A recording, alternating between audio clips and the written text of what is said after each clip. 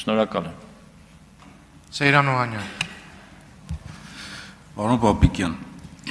հարցս վերաբերվում է ատեստացիոն համակարգին։ Ընդհանուր առմամբ զինված ուժերի վերաբերյալ որոշումներ ընդունվում են իրավիճակից ելնելով, բայց ազգային անվտանգության ռազմավարության բացակայության այս նոր իրավիճակի պայմաններում մի քիչ մտահոգիչ է, որովհետև նաև հիմնավորման մեջ որոշակի նաև հաշվարկներ անհրաժեշտություն ունեն, բայց ատեստացիոն համակարգը անհավասար պայմաններ է ստեղծում բանակում, ինչ առումով, օրինակի համար ասեմ, որ երկու համապատասխան պաշտոններ հավասարաչափ հրամանատարը մեկը հանձնում է, մեկը չի հանձնում եւ չհանձնածի գումարտակը օրինակ ավելի լավ վիճակում է գտնվում կամ հրամանատարը հանձնում է բարձր աշխատավարձ է ստացում, չնսեմացնելով հրամանատարների իհարկե դերակատարությունը, բայց իր ենթականները մանավանդ առաջի գծում գտնվող պայմաններ չունեն, ժամանակ չունեն նախապատրաստվելու եւ պատրաստ չեն։ Հիմա հարցս ներողություն հիմա ավարտեմ։ Այդ դուք ատեստացիոն նաեւ այդ բանի մեջ, ընթացքի մեջ ընդգրկված եք եւ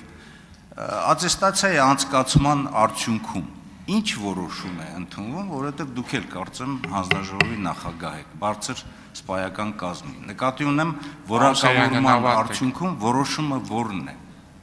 Կոնկրետ հարցը դրան է։ Որոշումը հետեւյալն է. X զինծառայողը, բարձրաստիճան սպան, եթե ստացել է բավարար լավ կամ գերազանց գնահատական, որակավորվում է լավ, բավարար եւ գերազանց, որի արդյունքում ստանում է համապատասխան բավարարում։ Այսինքն ատեստավորման նպատակը տվյալ զինծառայողի որակավորումը հստակեցնելն է, տվյալ ժամանակահատվածում, այսինքն 3 տարի ժամկետով։ Արձագանք։ Պարոն Պապիկյան, ատեստացիայի հիմնական նպատակը պաշտոնատար անձի համապատասխանությունն է իր պաշտոնին։ Զինված ուժերում ընդունված է եղել եւ կար, որ որակավորման արդյունքում որոշումները հետեւյալն են. համապատասխանում է զբաղեցրած պաշտոնին, չի համապատասխանում կամ արժանի է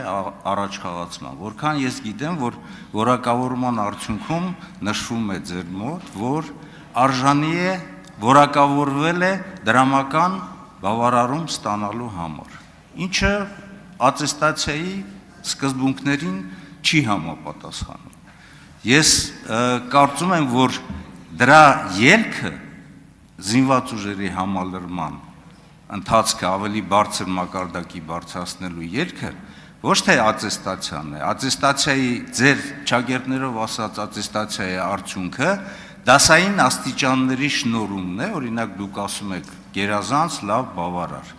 Իսկ զինված ուժերի համալրման դրական ելքը դա բազային աշխատավարձի բարձրացնում է բոլոր կատեգորիաների համար։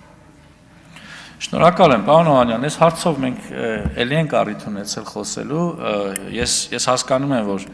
նախկինում, քանի որ ատեստավորումի եզրույթը ենթադրել է այն ինչ դուք հիմա բարձրաձայնեցիք, ձեզ համար սա խորհուրդ է, որ մենք ատեստավորման այս համակարգում դիտարկում ենք ֆինանսական բավարարումը եւ բնականաբար ձեր մտքում դրանք միմյանց հետ հակասության մեջ են մտնում, իրականում պետք չի դրանք պետք չի միմյանց հակադրել։ Եվ եթե իմաստն ունենա, որ ատեստավորում այլ անվանում ունենա ու դրանով կյանք կփոխվի, կարծում եմ ուղղակի դա կարա տեխնիկական գործողություն լինի, ինչը ոչինչով մեր կյանքը չի փոխելու։ Շնորհակալ եմ։ Շնորհակալություն, պարոն Պապիկյան, կարող եք զբաղեցնել ձեր տեղը։